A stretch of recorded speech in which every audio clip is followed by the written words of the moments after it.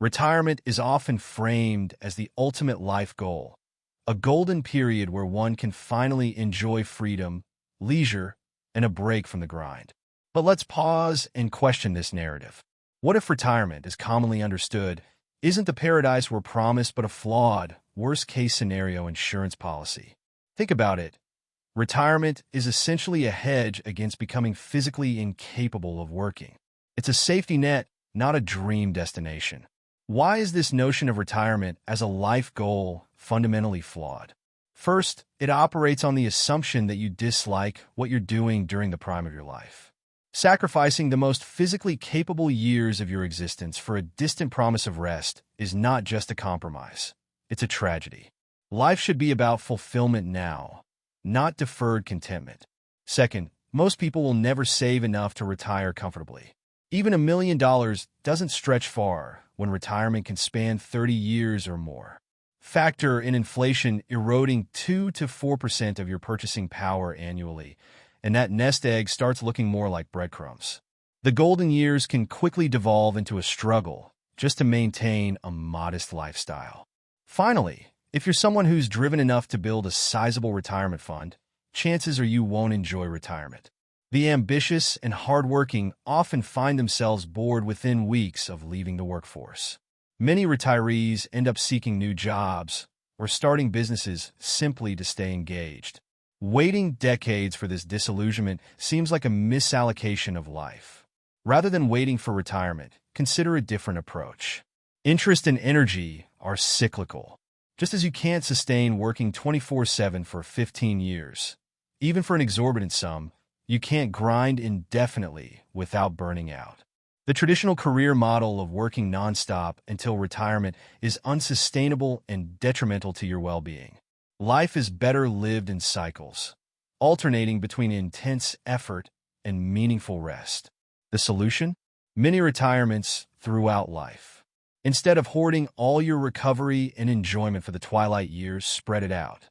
Take time off regularly to explore, learn, or simply rejuvenate. Whether it's relocating overseas for a month or diving into a new hobby like martial arts or dance, these breaks make life richer and more productive. They allow you to work at your peak and live fully, simultaneously.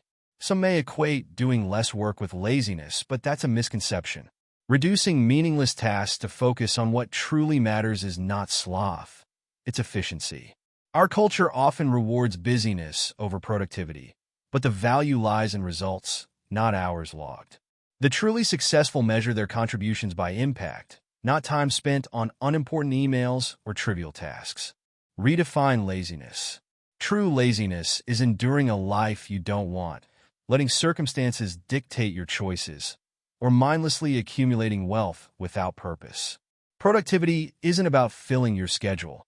It's about achieving meaningful outcomes while maintaining balance and joy. And here's a secret. The timing will never be perfect.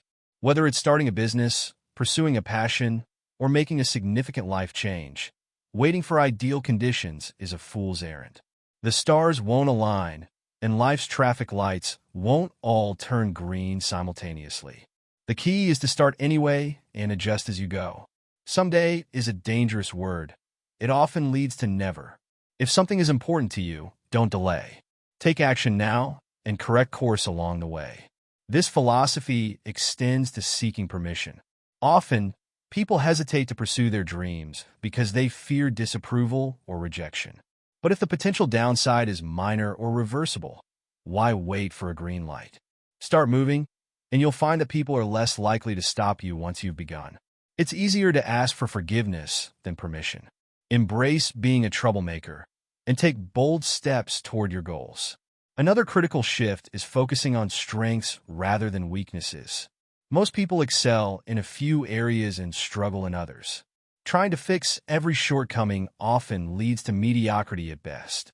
Instead, double down on what you're great at. Leverage your natural talents to create exponential results. Whether it's creative problem solving, athletic prowess, or interpersonal skills, honing your strengths is far more rewarding and effective than patching weaknesses. Excess, however, is a cautionary tale. Even good things can turn sour when taken too far.